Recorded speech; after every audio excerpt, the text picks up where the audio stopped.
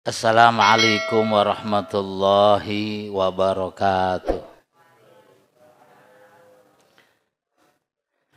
Bismillah walhamdulillah wassalatu wassalamu ala rasulillah wa alihi wa sahbihi wa mawalah. La haula wa la quwata illa billah amma ba'd. Bapak-bapak, ibu-ibu, hadirin hadirat jamaah Masjid Nurul Hidayah yang saya hormati, wabil khusus Ketua DKM, juga khusus orang tua kita, guru kita Al-Mukarram Ustadz Dayat, Bapak RT, semuanya yang sama-sama mudah-mudahan ditambahkan ilmu yang bermanfaat, sehat walafiat untuk taat, tetap iman Islam, kelak matinya husnul khotimah. Allah anugerahkan keluarga yang sakinah, mawadah, warahmah, keturunan yang solihin dan solehat, rizki yang banyak halal dan berkah. Salawat salam mudah-mudahan selalu terlimpahkan pada baginda kita, yaitu Nabi Muhammad Sallallahu Alaihi Wasallam. Alhamdulillah, di malam ini Allah anugerahkan kita kemampuan sholat maghrib berjamaah, dilanjutkan rutinitas ngaji. Saya baca kitab Nasaihul Ibad. Bismillahirrahmanirrahim.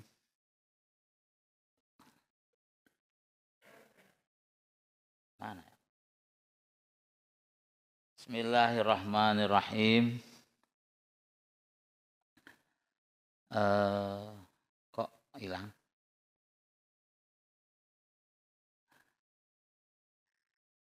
Wal maqalah, dan nanti dulu nih. Bismillahirrahmanirrahim.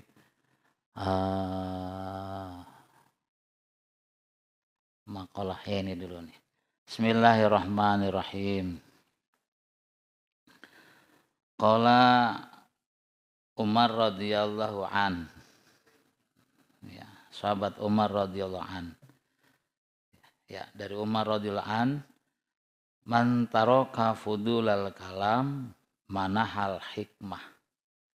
Siapa orang yang ninggalin berlebihan bicara, maka akan memperoleh hikmah.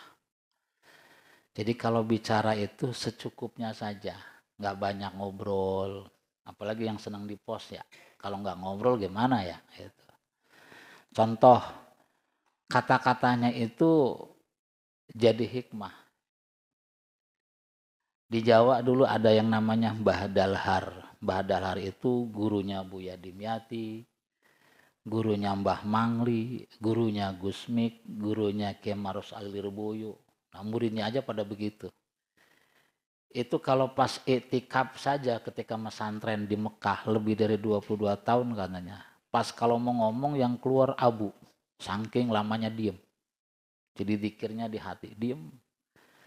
Kalau ngajar saja jarang dijelasin. Tapi yang ngedengernya kayak orang bluetooth. Pulang ke kamar pada oh. Suatu saat nih karena orang yang banyak diemnya, tapi hatinya hidup. Ini mohon maaf, ini mau sedang ngomong apa adanya. Bukan saya ngajak NU ya. Ada muktamar NU di Tegarjo Magelang. Di tempat anaknya. Gitu. Oleh Kiai Wahab Hasbullah diminta Mbak Dalhar suruh sambutan. Akhirnya orang yang jarang ngomong, ceramah juga jarang. Enggak mau ceramah. Cuman baca kitab, ngaji. Mau. Itu orang yang jarang ngomong karena ucapannya juga adalah hikmah. Dia bilang cuman Assalamualaikum warahmatullahi wabarakatuh. Sami sugeng sedaya nggih. Nggih jamaahnya. Sami NU sedaya nggih. Assalamualaikum warahmatullahi wabarakatuh. Udah segitu sambutan. Cuman besoknya berbondong-bondong puluhan ribu orang daftar jadi anggota NU. Kalau saya ketua MEC ngomong sampai ngebudah besoknya susah begitu. Iya, itu kenapa? Ya kebanyakan ngomong. Banyak mau balik ya karena cuman banyaknya ngomong doang. Ketika di panggung mah serem, pemberani. Wah, cakep dalilnya. Besoknya mah tetap orang pada males tahajud. Iya, orang pada merasa nggak ada perubahan. Karena belum sampai ucapannya itu hikmah. Nah kalau pengen orang ucapannya jadi hikmah, bahkan ucapannya jadi doa gitu, itu katanya jangan banyak berlebihan ngomong. Mendingan di hatinya zikir, zikir, zikir, dan zikir. Sekali ngomong ceplos. Jangan sampai jarang ngomong, sekali ngomong jelenet, nyakitin. Ada juga yang begitu ya. Ini orang diam, sekali ngomong jelenet, nyakitin. Ya karena di hatinya unek-unek mulu. Di hatinya gendumbel mulu. Sekali ngomong jelenet, nyakitin. Tapi kalau di hatinya yang ada zikir, doa, zikir dan doa, sekali pesen A diikutin dan lain sebagainya. Nah kita mah bukan ulama, bukan kiai, tetapi ini hukum begini nih. Ini yang ngomong sahabat Umar, bukan orang biasa. Itu semua sahabat ada yang mengatakan wali. Kita kadang kalau ngedengar dari wali aja udah terheran-heran. Ada ngedengar dari seorang mursyid. Mursyid aja suka terheran-heran. Ini mah yang bicara sahabat Nabi, sahabat-sahabat yang terbaik. Di antaranya sahabat Umar. Jadi kalau dari sahabat Abu Bakar apalagi. Sahabat Abu Bakar itu pernah dinyatakan oleh Nabi, kalau saja keimanan seluruh orang beriman di dunia dikumpulin jadi satu, ditimbang dengan imannya sahabat Abu Bakar, beratan imannya sahabat Abu Bakar. Padahal kan orang jutaan ya. Kalau di Jawa dulu ada cerita namanya Syekh Jumadil Kubro, yang makamnya banyak, nggak tahu yang benar yang mana. Itu kalau beliau sujud katanya Pulau Jawa seolah-olah miring. Saking kuatnya iman. Begitu pula banyak sejarah. Itu Pulau Jawa katanya dulu miring. Kemudian biar imbang, akhirnya makam-makam Wali Songo rata-rata sebelah utara. Biar nggak banjir. Itu begitulah. Nah kita mah kayaknya susah. Contoh lagi, ini keramat-keramat. Syekh Nawawi Al-Bantani. Hebatnya orang Indonesia dan kita hidup di Indonesia, apalagi Syekh Nawawi itu Tanara, Tangerang, Banten. Kita orang Tangerang gitu. Itu pernah Masjidil Haram saking luar biasanya Syekh Nawawi seolah-olah miring. Cuman gara-gara apa? Gara-gara ketika ngedengerin khutbahnya Syekh Bakar dari Mesir, Syekh Nawawi jadi jamaah pecinya miring begini nih. Zaman dulu kan pada miring gitu ya. Itu seisi Masjidil Haram pada begini semua. Padahal di Masjidil Haram ratusan wali mestinya mah. Walaupun tidak kelihatan dari mana-mana negara gitu. Tapi begitu selesai khutbah saya bakar, pasti nih ada Nawawi Al-Jawi gitu. Nawawi yang terkenal dulu Jawa lah, Jawa Tengah, Jawa Timur, Jawa Barat, Al-Jawi. Begitu selesai, bener. Di tiang sedang ngantuk begini, pecinya miring. Nawawi, peci ente miring. Astagfirullahaladzim, dilempengin. Itu semasjidil Haram lurus semuanya. Jadi bukan Masjidil Haramnya yang miring. Yang miring adalah orang-orangnya kebawa keramatnya Syekh Nawawi, kebawa miring semua. Itu ulama bangsa Indonesia. Orang ada yang sampai keimanannya begitu. Tadi sahabat Abu Bakar luar biasa. Makanya sahabat Abu Bakar sampai-sampai ketika ditanya sama Nabi, ma abqaita ya Aba Bakrin, apa yang kamu sisakan wahai Abu Bakar? Allah wa Rasulah. Saya mah yang penting punya Allah dan Rasul. Enggak disisain hartanya. Kalau sahabat Umar, ma abqaita ya Umar, apa yang kamu sisakan wahai Umar? Mislahu. Sama seperti saya yang berikan, saya sisain 50%-nya buat anak dan istri. Sahabat Abu Bakar mah yang penting saya mah punya Allah dan Rasul. Sampai Isra Mi'raj aja kalau ada kejadian yang lebih daripada Isra dan Mi'raj, maka saya tetap percaya. Itu imannya saking segitunya. Kalau orang sini kayaknya nggak ada. Jangankan kayak sahabat Abu Bakar, kayak sahabat Umar juga nggak ada deh separohnya. Iya, separohnya nggak ada. Saya juga yang ngomong apalagi dan lain sebagainya. Paling tidak tuh orang-orang ada yang kayak begitu. Bismillahirrahmanirrahim. Kata sahabat Umar radhiyallahu an tadi gitu, siapa orang yang ninggalin berlebihan ngomong, maka akan memperoleh hikmah. Dalam hadis Nabi qala Rasulullah sallallahu alaihi wasallam la tadkhulu halawatul imani qalba mri'in hatta yatruka ba'dal hadisi khaufal kadzib wa in kana shadiqan wa yatrukal ba'dal mira wa in kana muhiqqan rahu dalimi. Tidak akan masuk manisnya iman. Manisnya iman tuh gini, kalau orang sudah merasakan manisnya iman, itu akan ada apa-apa juga, ingatnya langsung ke Allah. Nggak ada khawatir. Kalau sholat, umpamanya sholat sendirian ya, itu baca surat satu yang pendek sayang, tambah lagi. Tapi kalau jamaah mah jangan. Iya, baca surat Yasin, waduh bubar ya jamaahnya. Padahal mah habis Yasin, Allahu Akbar gitu. Iya, ini kalau sendirian, kayaknya sholat mau diakhiri itu sayang. Karena sedang apa? Kayak sedang curhat. Apalagi kalau bapak-bapak, kalau kita nih paham artinya. Ya paham artinya. Jadi sholat itu ya kayak sedang ya nyurhatin itu isinya. Dan isinya itu yang cocok dengan kita. Cocok buat ngingetin diri kita. Atau yang cocok dengan kebutuhan. Umpamanya pendek mah pendek. Surat Al-Kautsar saja. Inna a'toina kal kautsar. Yang tentang ngomongin nikmat yang sangat banyak amat. Yang diberikan kepada Nabi Muhammad. Dan kita kecepretan. Terus, jadi itu ayat-ayat yang dibaca, itu ayat-ayat yang nasehatin diri sendiri. Makanya kalau paham artinya, itu beda dengan yang tidak paham. Jadi akhirnya apa?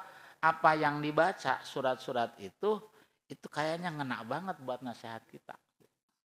Nasihat kita. Terus, udah kayak sedang curhat. Dan curhatnya sama zat yang sangat-sangat dicintai. Kayaknya kalau mau umpamanya buru-buru selesai, sayang. Itu begitu. Itu biasanya mah kalau sendirian. Itu begitu. Itu udah mulai merasa nikmatnya ibadah. Nikmatnya ibadah begitu. Nikmatnya iman, ya begitu juga nikmatnya iman. Udah, kalau ada apa-apa. Dan orang yang merasakan manisnya iman, hidupnya nggak bakal khawatir. Apapun yang terjadi itu sudah dzalika takdirul azizil alim.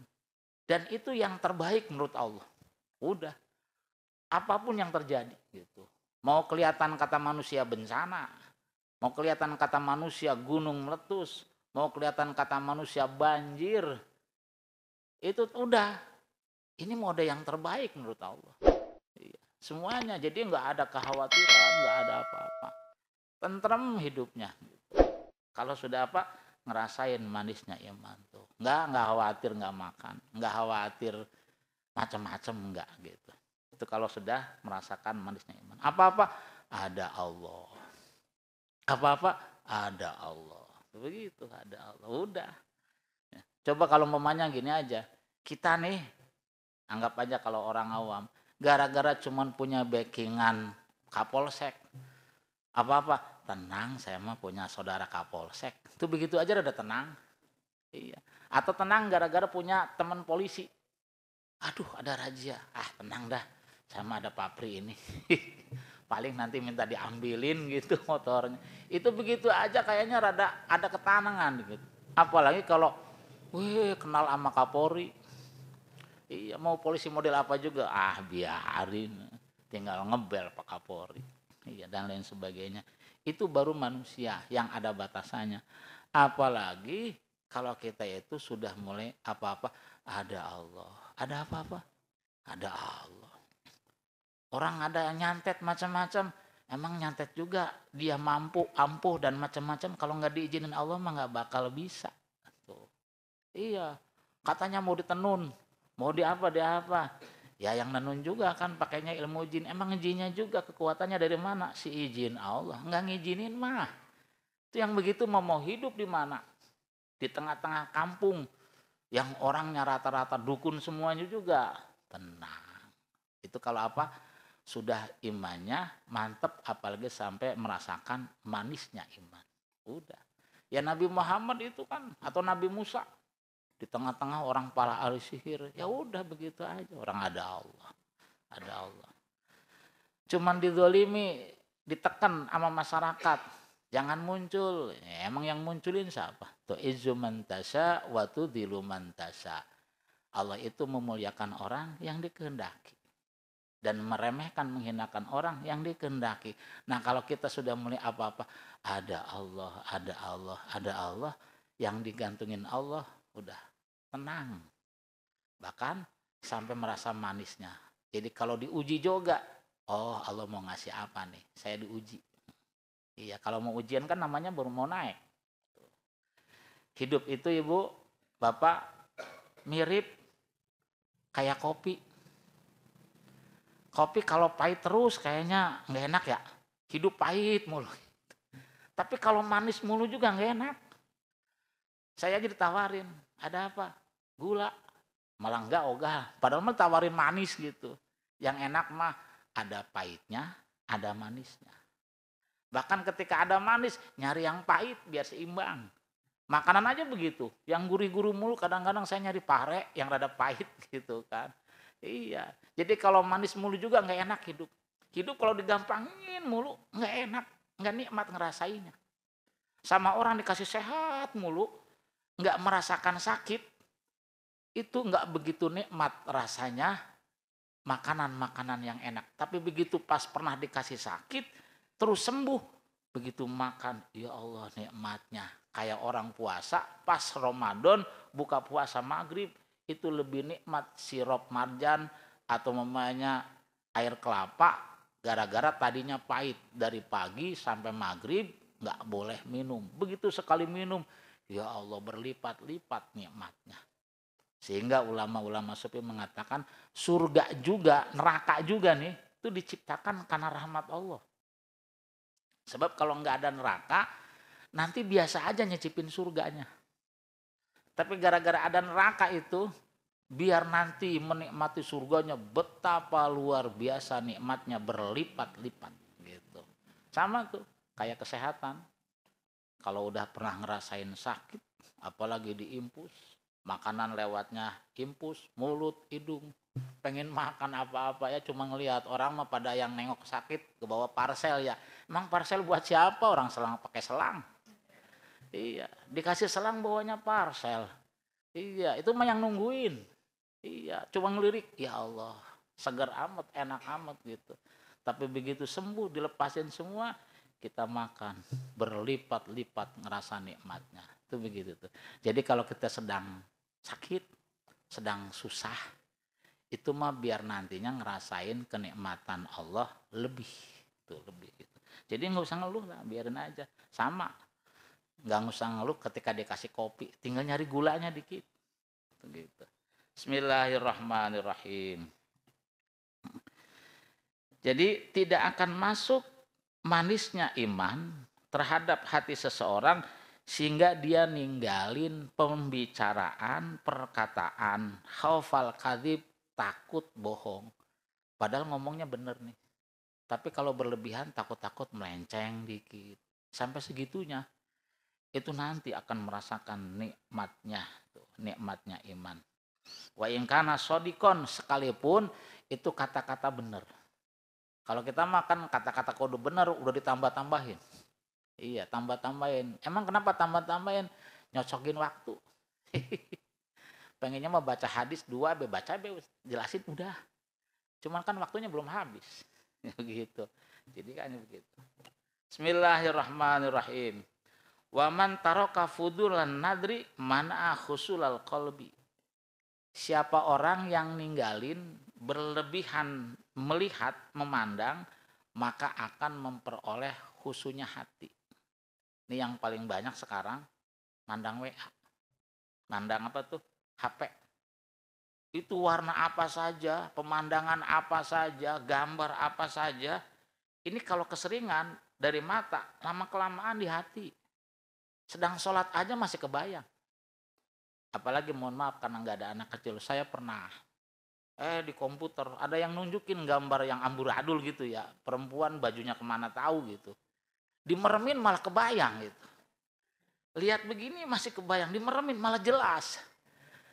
Sholat susah gitu. Iya, semakin begini dimeremin malah jelas banget gitu. Itu nggak bisa seminggu hilang. Gimana mau khusyuk gitu ya. Iya, gimana mau khusyuk? Apalagi lihat asli gitu, lihat asli umpamanya seret diangkot. Wih, ada orang. Allahu Akbar masih kebayang itu kelihatan gitu. Iya. Nah, caranya ya latihan. Latihan apa? Latihan merem. Bahkan mohon maaf, di Brebes mah ada namanya Kiai Amin. Setelah hafal Quran 30 juz, hafal bener, malah minta buta. Kenapa? Maksiat yang pertama kali itu biasanya lewat mata. Lewat mata. Sampai untuk ngurangin maksiat, dia mah minta buta. Di Pondok Jaya almarhum Kiai Ghazali Mun'im, itu ahli falak Indonesia. Justru setelah matanya buta, kecerdasannya tambah kayak Laduni. Setelah matanya buta, sehingga mikirnya yang maksiatnya kurang. Kenapa? Awal maksiat itu biasanya dari mata dulu. Itu jilbahnya bagus, banyak kelap-kelip gitu. Gitu, Mbak. Iya, terus dikomentarin, apa aja dikomentarin. Iya, wah, iya, padahal kan dia belum haji ya, jangan-jangan gitu. Ya begitu terus begitu. Tapi kalau matanya ini, nah kedua biasanya kuping. Dari mulai kepo dulu dan macam-macam. Maka dari itu, kalau kita pengen memperoleh khusyuknya hati, kurangin gambaran-gambaran dunia yang kelihatan mata. Udah kerja aja kita nih kerja, udah jelas ngeliatin berbagai macam warna, macam orang, kegiatan. Itu juga menjadi gambaran di hati. Tuh. Ya kalau bisa mah TV aja, malah kadang-kadang sampai TV-nya yang nonton kita. Kita nonton TV ketiduran, sampai ngantuk malah TV-nya yang nonton kita. Itu dalam mimpi juga gambaran-gambaran yang di TV.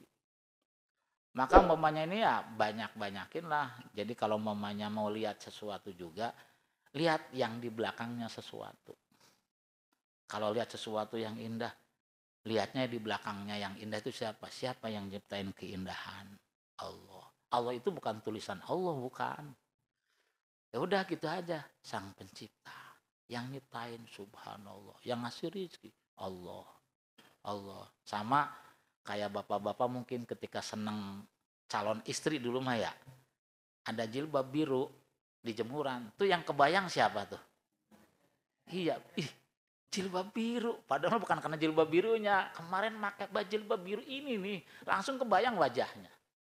Tuh, iya kan? Iya, ada jilbab biru, wah berarti orang blok sini nih. Iya, seret naik motor ada jilbab biru gantung. Wah berarti orang blok sini. Langsung yang dia bayang bukan jilbab birunya, wajah yang pakai jilbab biru kemarin. Nah kalau bisa kita belajaran begitu. Lihat apa saja, kehebatan apa saja, keistimewaan apa saja yang dilihat, yang buat keistimewaannya. Allah, Allah, Allah. Sedikit bayangin yang lainnya. Itu baru nanti lama-kelamaan hatinya itu khusyuk apa-apa Allah. Iya, bergerak karena Allah. Diem karena Allah. Melihat sesuatu karena Allah. Udah. Kalau udah khusyuk karena Allah, kita gantung ke Allah, tentrem. Tentrem kalau gantung ke Allah. Ada apa-apa? Ada Allah. Didolimi? Ada Allah. Dan lain sebagainya. Bismillahirrahmanirrahim. Wa min alamatil khusyuk, dan dari sebagian alamat-alamatnya khusyuk nih. Jadi kita nih nanti mulai khusyuk tidak. Katanya ciri-ciri alamatnya khusyuk itu adalah anal abda idza gudiba aw khulifa aw rudda alaihi istaqbala dzalika bil qabul. Ini ciri-cirinya orang khusyuk. Ketika seorang hamba dimarahin, dibentak, bego lu, tolol lu, disalahin sama orang. Terus apa lagi? Au khulifa, atau pendapatnya sama orang lain didebat, dibantah lah gitu. Au ruda, atau ditolak gitu. Dia punya ide, punya pendapat, punya pemahaman ditolak, apa-apa juga. Ya kok orang beda. Apa kata mereka itu gimana? Istakbala dzalika bil qabul. Dia hadapi dengan diterima. Orang kita mah manusia. Iya. Ah, bohong toh hama, biar. Bohong tuh ama, pendapat begini gini nih. Karena kita bukan Tuhan. Yang penting berusaha untuk menyampaikan kebenaran. Ketika menyampaikan kebenaran dianggap salah sama orang lain juga, itu enggak kemudian puyeng, enggak kesinggung. Wah, dia mah tukang bohong, biarin. Kenapa? Sebab yang dibutuhkan bukan pengakuan dia. Yang dibutuhkan adalah pengakuan Allah.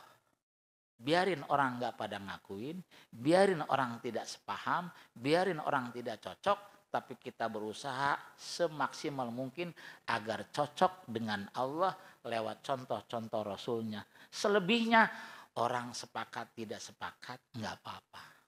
Kan ada ya, kalau orang bapaknya gara-gara nggak cocok, dasar emang dia mah siapa? Dia mah kan orang bego, begitu. Dibalikin sama kita. Ngaji juga kagak, gitu, nggak terima, karena nggak terima, kesel. Itu mah bagaimana mau khusyuk hatinya. Tapi kalau hatinya khusyuk mah mau diapa-apain, biarin, namanya juga orang. Ya nggak apa-apa, kan basicnya masing-masing gitu. Iya, mau diapa-apain juga, oh nggak apa-apa, anggap aja itu pendapat gitu. Tetap enteng, nggak panas, nggak maksain pendapat harus dipakai, enggak. Kenapa? Sebab hatinya khusyuk. Ada yang dikonsentrasikan, semuanya dikembalikan Allah, karena Allah, karena Allah. Tuh begitu tuh. Nasihatnya nggak diterima, ngaji begini pada bubar semua, biarin, sama mending ngaji sama sama ini. Iya. Konon katanya Mu'alim Syafi'i Al-Hazami suatu saat pernah jamaahnya nggak pernah datang. Ya udah, dia mau baca anggap aja ini nih meja, saya ngajiin meja nih. Kenapa? Nanti meja bersaksi. Ini karpet bersaksi. Iya, bisa bersaksi nanti. Iya, saya bersaksi. Dia tuh ngaji di sini. Iya, walaupun yang ngedengerin tembok sama pintu. Emang jamaahnya kenapa? Pasar malam. Iya, pasar malam. Emang pasar malam kenapa? Si A jualan tahu, si B jualan ketupat. Ayo. Dagang semua. Ya wajar gitu aja. Wajar. Dan lain sebagainya. Apalagi kalau yang bisa ngelihat jin. Udah, sama ngajarnya ngajar jin, Be. Jin semua. Iya, ngajar jin boleh nggak? Boleh. Iya, yang tahu, ada yang tahu gitu. Kiai yang tahu. Kalau ngaji begini justru jin yang lebih banyak. Jin yang lebih banyak gitu. Kenapa? Jin juga dapat khitab suruh ibadah. Wa ma khalaqtul jinna wal insa illa liya'budun. Tidak aku ciptakan jin dan manusia kecuali untuk beribadah. Ada jin-jin yang muslim ikut nimbrung ngaji sama manusia. Banyak tuh, banyak gitu. Banyak. Jadi nggak apa-apa ngajarin jin. Saya mau ngajarin jin yang cakep. Jin nenek-nenek usianya 2000 tahun. Aduh, serem banget gitu. Bismillahirrahmanirrahim. Canda kalau jinnya ngedenger. Bismillahirrahmanirrahim. Yang selanjutnya, waman taraka fudulat ta'am mana haladatal ibadah. Siapa orang yang ninggalin berlebihan makan, maka dia akan memperoleh lezatnya ibadah. Lebihan makan. Jadi menurut saya salah kalau ada orang, udahlah kalau kita makan kenyang mah ibadah khusyuk. Bohong ya. Iya, tidur tuh. Ruku aja nggak bisa lama. Itu baca tasbihnya paling sekali. Subhanarabbil wa bihamdi. Allahu akbar. 3 kali takut. Oh, gitu. Iya, sujud juga takut. Iya, udah pinggangnya juga kencang. Gitu. Apalagi kalau pas duduk itu tahiyat, ininya tekuk ya. Aduh, ininya udah kayak balon ditiup nih. Kan saya ngalamin orang yang perut gitu. Wah, berat. Dan saya juga ngalamin jadi orang langsing. Wah, orang langsing mah mau sholat kayaknya 50 rakaat juga enteng be, nyat gitu. Iya, terus tapi orang gemuk 4 rakaat kayaknya berat gitu. Iya, gara-gara apa? Fudulat toham, kebanyakan makan. Makan itu kalau ngikutin hadis-hadis itu perut buat sepertiga saja makanan, sepertiga minuman, sepertiga udara, angin buat napas. Makanya saya juga belum bisa, udah gemuk sih begini ya. Kalau makan itu ya rada ditekuk ya, jinjit ya. Gini ya kalau makan, bagusnya katanya sih. Ini kenapa? Kalau makan begini udah kenyang, ini masih ada yang kelempit sepertiga. Sekenyang-kenyangnya masih ada yang kosong. Tapi kalau makannya sila nih, Ini udah segini masih bisa makan di korok begini. Makan lagi. Sampai tenggorok baru udah. Sampai begini gini ngaji gini. Emang kenapa begini nggak bisa nunduk? Sampai sini makanan. Iya. Tapi kalau duduknya begitu sekenyang-kenyangnya itu masih ada begitu bangun. Oh ada yang terbuat kalau empit. Sepertiga. Itu idealnya yang bagus katanya begitu. Iya. Tapi kayaknya jarang yang praktek begitu. Iya jarang gitu. Apalagi di kursi ya. Udah makan jalan-jalan makan lagi gitu. Kayak kemarin saya di Ciledug 3 orang. Haul Habib Sagaf Imadi bin Abu Bakar bin Salim di salah satu muridnya.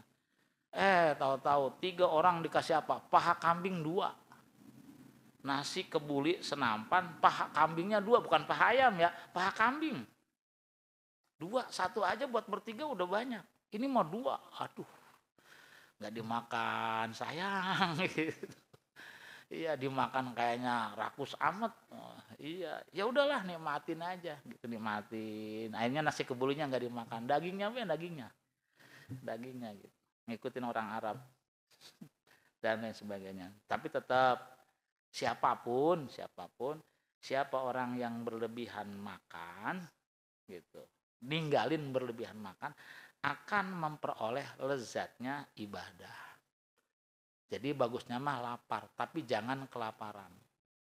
Kalau lapar, ada satu hadis yang pernah saya disampaikan, ketika seseorang menyedikitkan makan, maka jaufnya, dalamnya, batinnya dipenuhi oleh nur. Makanya orang-orang, mohon maaf, dari zaman dulu mau Islam mau non Islam, itu kalau pengen punya kualitas kayak nur, tirakat. Mau Islam mau non Islam. Sebelum Islam begitu, tirakat, berhari-hari nggak makan. Iya, akhirnya enteng. Iya, tirakat gitu. Kalau bahasa pesantren riadoh. Iya. Kalau orang lain bertapa. Iya. Akhirnya usahanya nggak ada yang disia-siain. Niatnya jelek, cakep, sakti, tapi jelek. Gitu. Tapi tetap nggak disia-siain. Niatnya bagus, sakti, tapi bagus. Udah begitu. Jadi Allah mah nih, pokoknya iblis aja tirakat. Iblis aja doa diijabah. Dukun niatnya jelek gitu, pengen nyantet orang diijabah. Iya, jadi jangan salahin dukunnya aja. Kalau nyantet kiai, kiainya kalah, kiainya tidur mulu, kiainya kenyang mulu. Iya, kenapa? Mau orang jahat, mau orang baik berdoa sama Allah diijabah. Orang baik, orang jahat doa sama Allah diijabah. Cuman konsekuensinya yang niatnya jelek diijabah tapi dosa. Yang baik diijabah dapat pahala. Nanti ada balasannya karena Allah udah nyiapin. Nih saya bikin surga, saya bikin neraka. Dukun yang ketat RT, yang ngajinya rajin, RT-nya tidur mulu, ya kena. Iya, tidur mulu, jarang baca doa, jarang baca wirid, falak binasnya dibaca. Dukun nyatet RT, cuman gara-gara saingan nyalon RT gitu. Kena gitu. Karena emang dia mintanya ke Allah, walaupun lewatnya jin kayak macam-macam, Allah mengijabah. Iblis aja memohon kepada Allah diijabah sebelum terjadi kiamat. Tuh. Maka dari itu, ya ninja bisa matiin kiai, ya kiainya kiai cuma ceramah doang, begitu tuh. Dan lain sebagainya. Maka dari itu ya kita orang yang katanya beriman banyakin doa zikir kepada Allah. Karena orang jahat saja berdoa tetap diijabah. Orang jahat berdoa tetap diijabah, cuman dia dosa dan kemudian nanti disiapin pahalanya neraka. Pahalanya itu. Na'udzubillahi min dzalik.